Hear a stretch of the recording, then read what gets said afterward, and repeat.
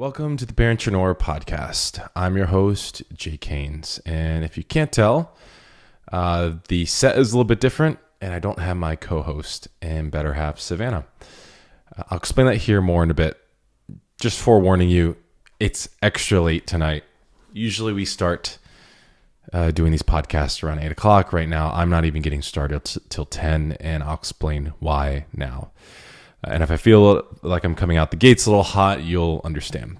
So Savannah and I were going to record this podcast together, but we are in a stage with our 3-month-old.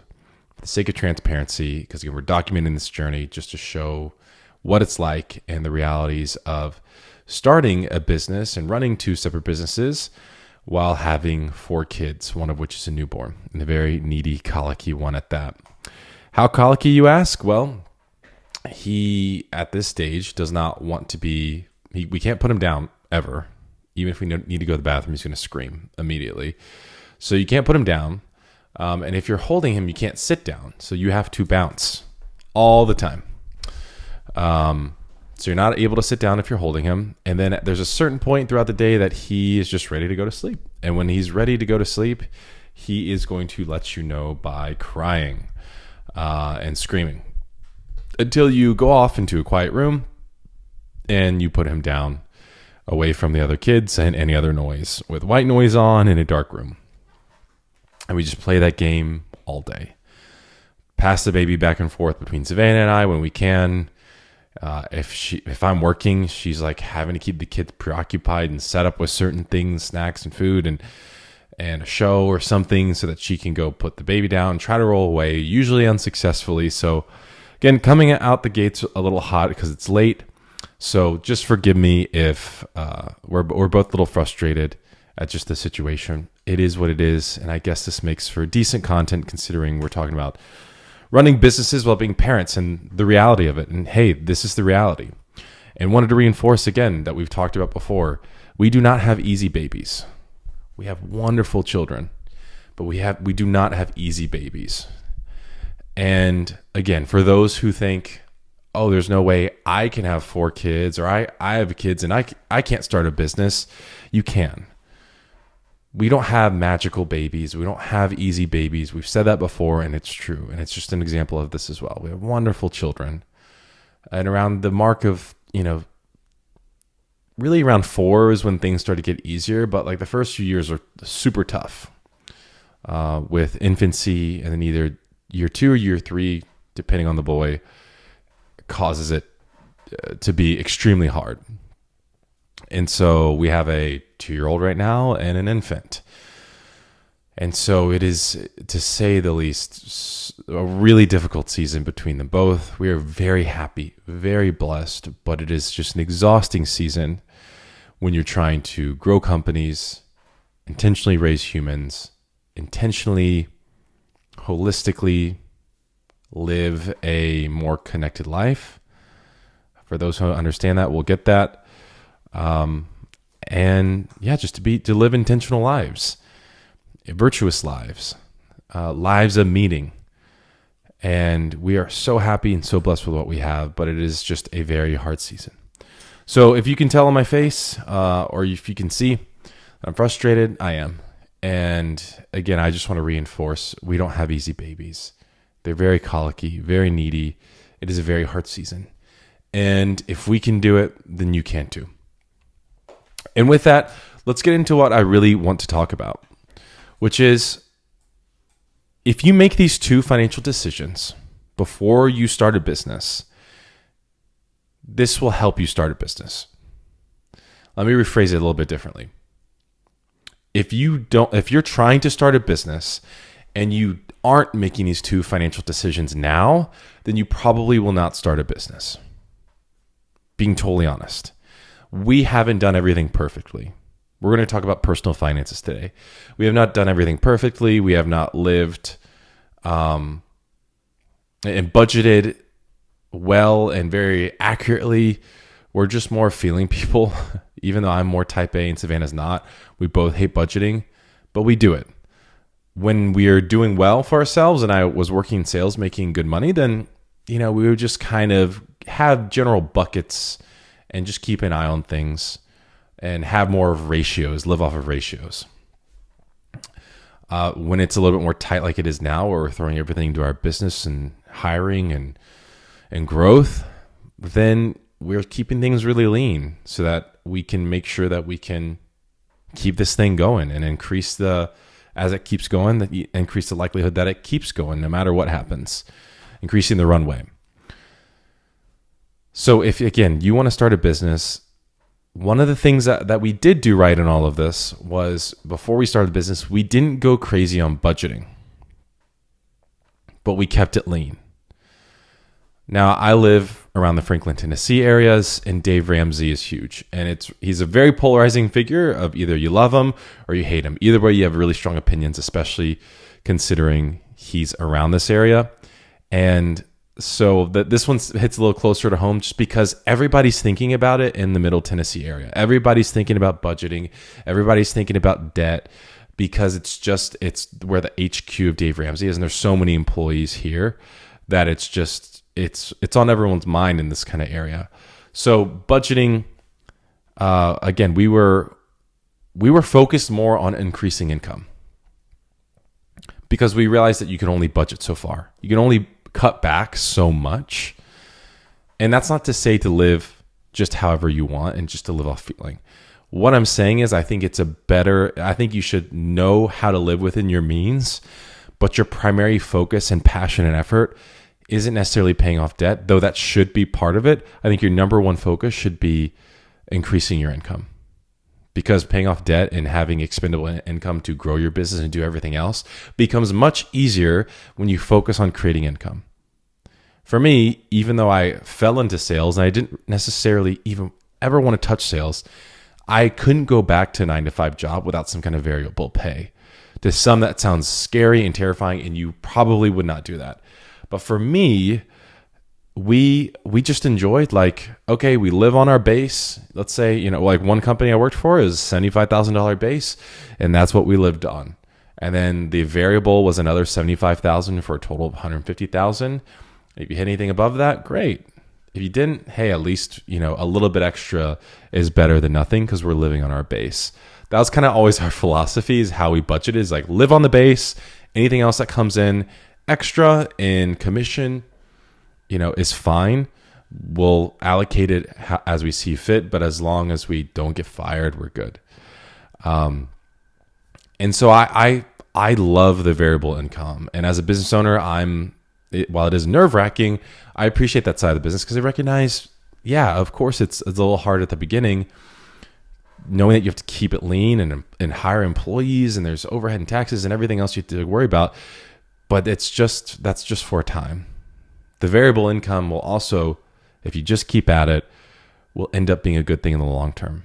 Meaning on the back end, it will be less about the variable income being hurtful than it will be about bringing more in. So again, we focus more on increasing our income because we realized you could only budget so far. However, what we did is we always budgeted more conservative when we were making financial decisions. So while we're talking about personal financial decisions here, I'm not going to tell you how to budget. That's up for you to figure out. And there's plenty of better financial gurus to talk about it than what I could potentially give you, because I'm not the best at it. I'll be totally honest. I'm good at it. I can do it, but there are so many other things I'd rather be doing than handling the finances of my business and or my personal finances. Now, when we made more conservative financial investments, we were always under whatever calculator suggested our budget could allocate, what we could budget for. So that means if I was making $150,000, I think we could afford something like $500,000. And we didn't. We bought a $300,000 house. If we could afford, a $60,000, $70,000 car reasonably, we wouldn't. We got a $40,000 used car with a lifetime warranty. And those are the decisions that we made actively because it was always the agreement between Savannah and I am so blessed that we're on the same page here, is let's keep things lean so that if we ever have to cut back for any particular reason, whether due to a layoff, which happened frequently, or due to starting my own company, that we would not feel the pressure because our expenses were so high. Now, you might be saying, well, you got a HELOC out. So what are you talking about making, a more conservative financial investment? You're right. That is not conservative. And for those of you out there, I do not suggest doing that. I've said that before. Did it work for us? Absolutely. Is it a very risky decision? Yes, it's a very risky decision. But in this situation, it was even conservative in the HELOC taken out because we knew it was covered. How? Well, HELOCs, or the home equity line of credit that you take out, it was for our rental property to buy our second house. And then also it eventually ended up being a loan to myself to start my business. For those who don't know, I made a video about that prior. But why that was a conservative investment is because with a HELOC or home equity line of credit, they don't give you 100% of the equity. Meaning if you buy a house, you make $100,000 on it, they're not going to give you $100,000 of that equity. They will give you something like 70, 80, or sometimes 90%. More than average, usually around 80. I think ours was about 80% loan to value, meaning they'll give us a loan for 80% of that value at max. And so that meant that if we had to fire sell for any particular reason, we could sell the asset. We were covered, and especially considering that we bought at just a lucky time where the asset was appreciating like crazy, where we were making $100,000 in our first year, the asset was well covered within us taking the HELOC out almost immediately. Like if for any reason we regretted the HELOC, we could sell the house like the next month, cover taxes, pay off the HELOC, and probably still have some left over. Luck and timing had to do with that, yes. But we made that decision because we knew at the end of the day that we could cover the HELOC and the payments. We had 10 years to pay it back. And could we get a positive return to sell the house within 10 years? If things happen and turn for the worst, yes, because we knew that we were already in the money by the time that we took out that HELOC. We already knew that we had enough of appreciating asset to cover the taxes and everything else. If we needed to liquidate, cover the debt, pay the taxes, and still, again, make a few 5 figures possibly. Even if we had to fire sell and drop the price and just move the asset quickly. Again, the appreciation and timing, absolute luck. But the amount of risk that was taken on that decision in buying a first home at that price, even though we could afford more, at that time was intentional. And that's what I'm just trying to tell you here. What we did do right. And we could have probably increased our living expenses even more by buying a nicer car, by buying a nicer house. And it would have been, choking us, and we wouldn't have been able to start a business. Because I think right now, if we needed to, we could cut things down to like $6,500, $7,000 a month for a family of 6. I think if we did not make the conservative investments that we did towards buying a house, buying a car, and things of that nature, then I think that we'd be, more creeping up past $10,000 a month just to meet our expenses. And again, that's just having full transparency. I think that was about the number. I think it was about 7,000 a month was our average burn when I had the loan to myself, and I was calculating how long would this last. I think we were able to cut things way back to be able to afford, our minimum expenses being $7,000 a month. So the first one, again, we didn't go crazy on budgeting, but we did intentionally budget and make conservative financial decisions in the case that we would ever lose our income or had to cut our income in starting our own business, which ended up to be true. The second one is find higher paying jobs. So you keep your expenses lean and you find higher paying jobs. This sounds really obvious, but you would not believe most people, they want to find stability and just chill in their job. Saying, all right, this is it. I'm making decent money. I kind of enjoy what I'm doing. But if you have any intentions of starting a business and you have any skill that you can leverage for a better opportunity, then you need to leverage it to the highest bidder until you start your business. That sounds very capitalistic of me. That sounds very money hungry. But you have to understand that the greatest stability that you can have in a job is being paid the most amount for the skill that you have. Because if you can begin to stack away cash into your savings to where whenever you do make the leap, you have 50, 60, 100 grand in the bank because you made smarter financial decisions both in what you spent and what you make, then you are playing with house money at that point. Not only is it going to help you in starting your business with having working capital to support yourself, but you can also oh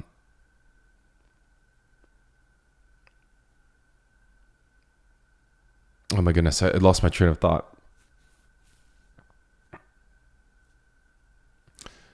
Okay, so not only will this allow you to have enough working capital in the bank so that you can make more leveraged decisions, meaning you can support yourself more, you can have more working capital for whatever investment or thing you decide to do.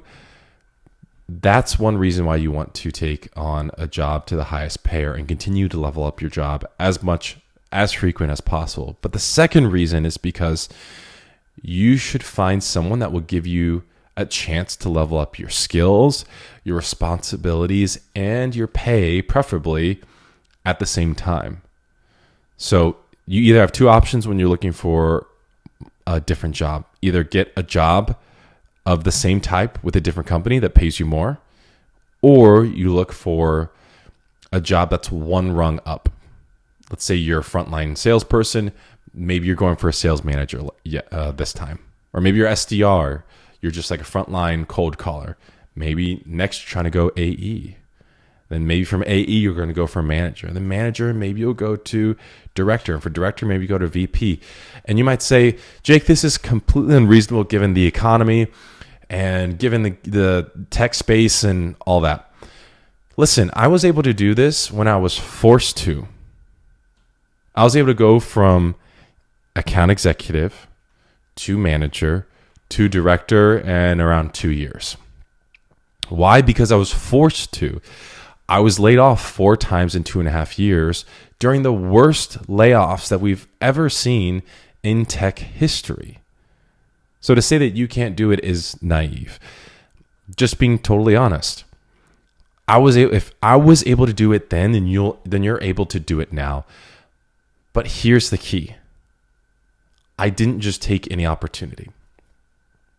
I knew my worth and I knew how to position myself in my previous experience to be able to go to the next level, to the AE, to the manager. Because I could point back and go, look, I did these skills here. Even though I was an AE, I did manager roles here.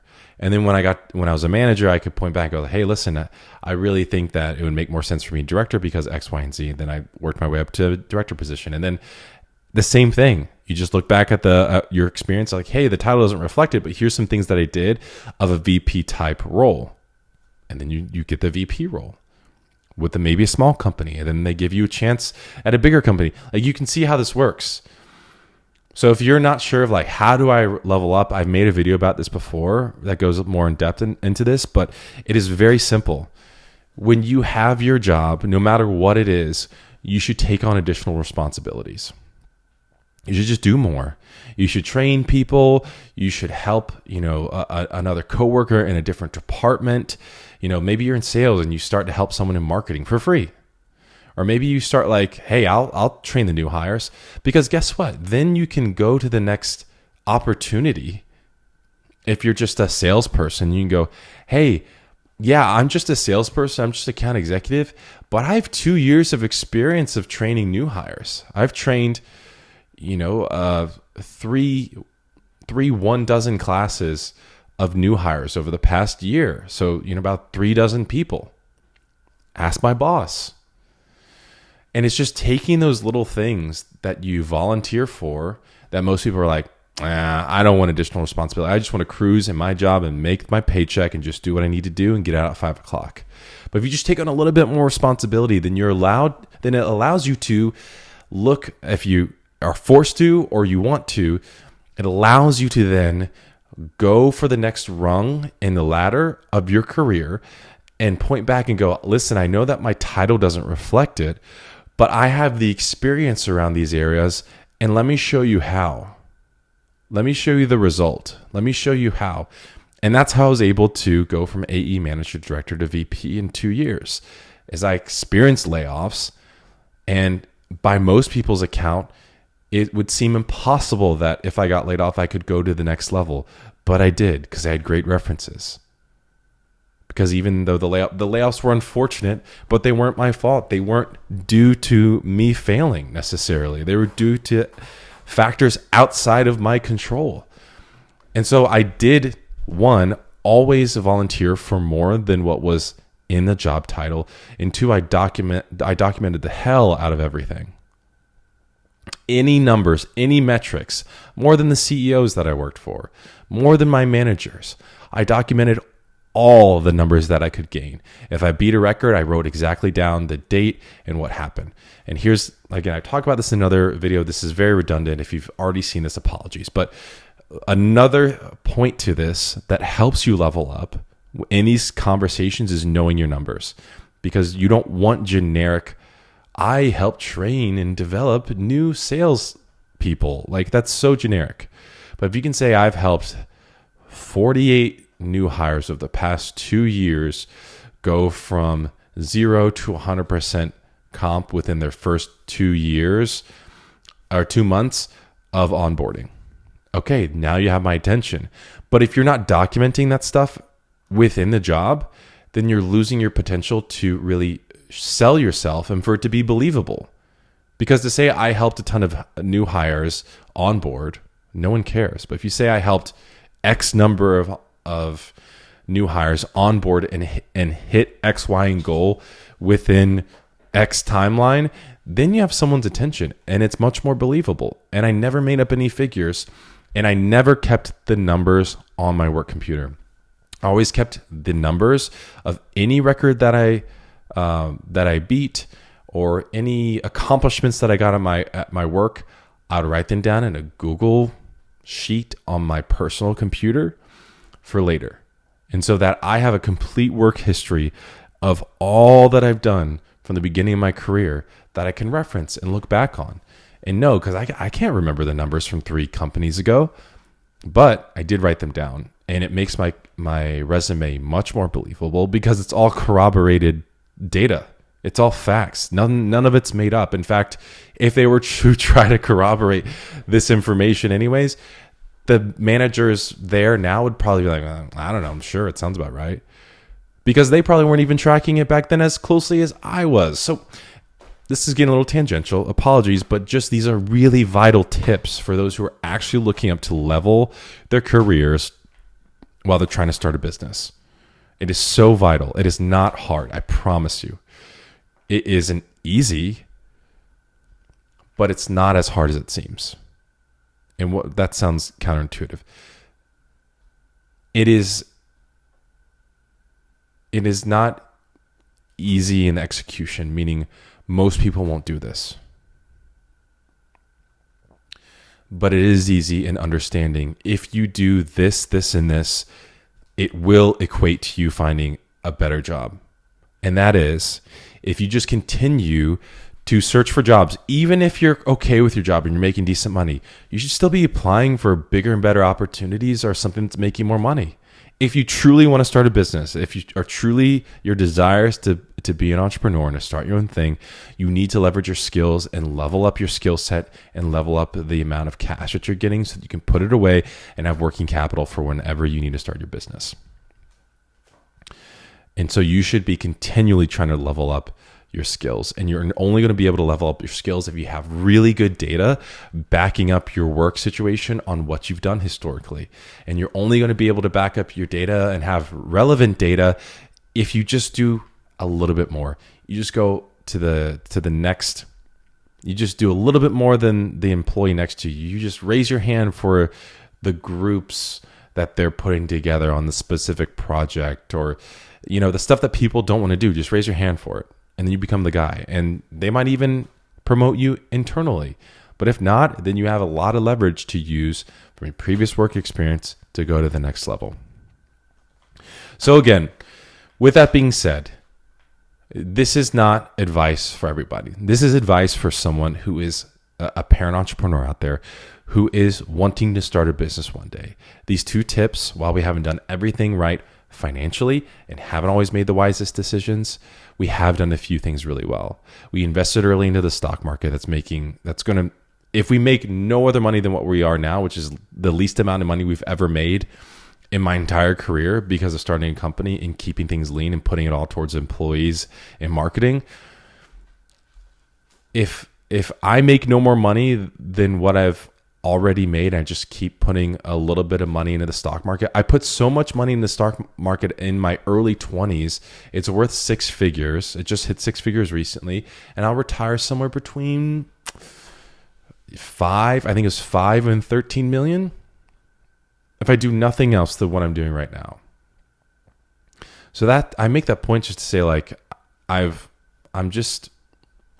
when you kind of have that worst case scenario, my companies fail, I take a 9-to-5 job and I still retire with probably 10 million in the bank, 10 to 30 million in the bank, because I would ramp up my 401k contributions like crazy. That's not too bad. And so that's what you have to, that's the whole point of what I'm making in these financial decisions, is really managing your worst case scenario. You are not able to start a company right now. So what can you do? You can manage your worst case. And if your worst case is my companies fail, I take a 9-to-5 job and I still have 10 to 30 million dollars in the bank because of my 401k, that's not bad. That's our worst case scenario. If both of our companies fail, I'll just take either a frontline sales job and just close, make 150, 250,000, or take a VP of sales role and make a cool 250, 450 a year, and just throw the rest of the money into a 401k and retire at like 50 something. That's not bad. And so if you think about these situations like that of managing your worst case situation, then hedging that risk by ensuring that you're making more financially smart decisions, by lowering your expenses as much as you can. Don't go crazy on budgeting necessarily, but just keep your burn low enough that if you made the jump, that you could float yourself along for a while as you start a company. So just know your burn rate, have a budget at the very least, and just keep things minimal. Keep things conservative. Don't go crazy. You can spend like a madman when your company's making good money. And the second, if you stack that upon your conservative financial investments with always going for a higher paying job and leveling up your skill set and going to the next rung in your career and getting paid more and more and more and going to the highest bidder, that's going to prepare you to have more working capital when you can make the jump, have more of a savings, have more money to work with to buy things or inventory or equipment or whatever it might be, or just to support yourself for a longer period of time. And then it's also going to allow you to level up your skill sets so that when you make the jump into entrepreneurship, it is going to be much less jarring because you're like, I've been here. Last story I'll finish with is, as you know, I worked for a company.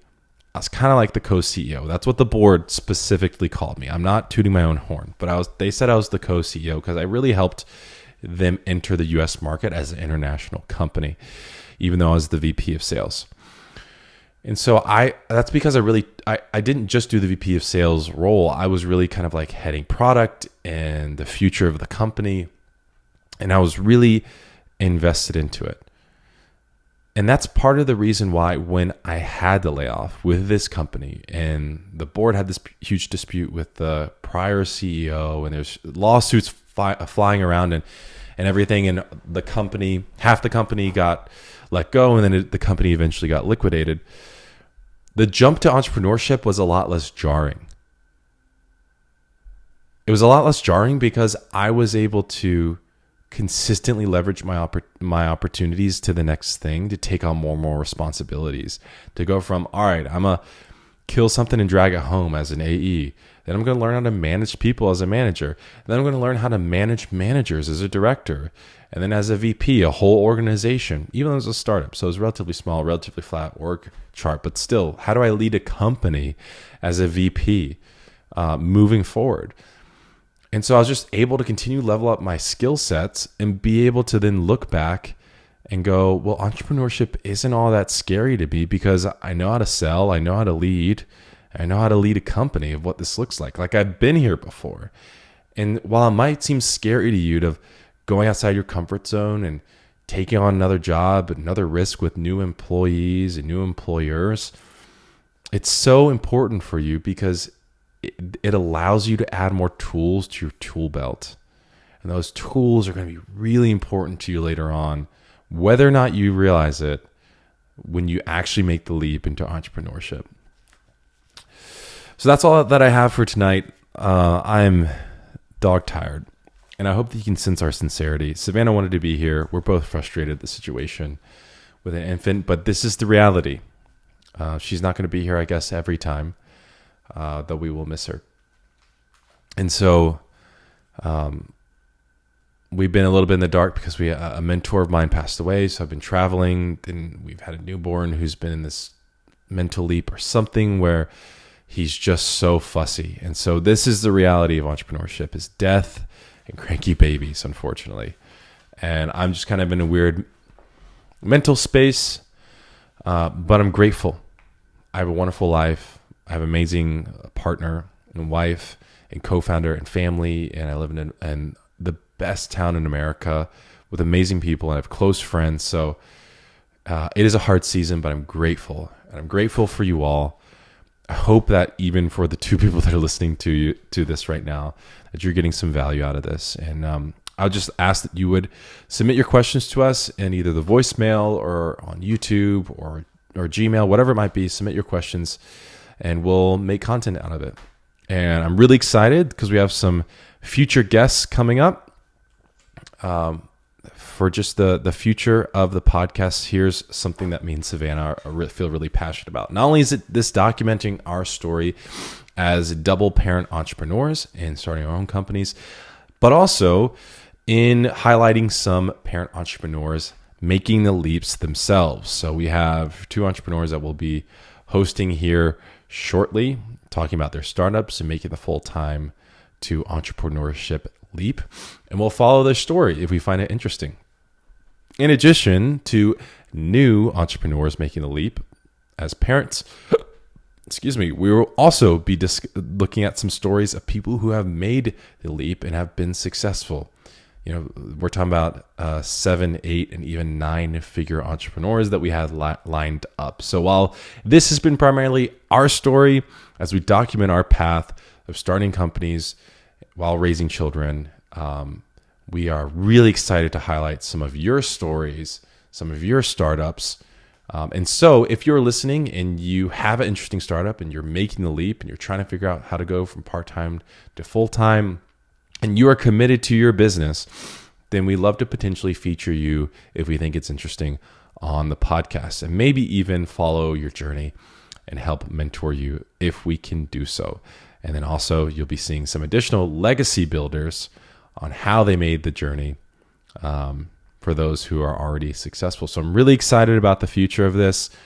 Again, I hope that you found some value out of this, which is, again, keep things lean, even when it hurts, even when you can afford more, because I promise your future self, when you make the leap, will thank you, because it's just going to guarantee that you have a longer runway, a longer pathway to figure your business out, as it's really chaotic in the first year or two. Man, you can play free and light if you have 2 years or a year of runway at the very least. That's a really good spot to be in. And you're only going to be able to do that if you keep your burn low, know your finances, and you continue to leverage your opportunities and your skill sets to level up your career and your paycheck for the future of your business and company. This has been Jake Haynes, the Parentrepreneur Podcast. Thanks for watching.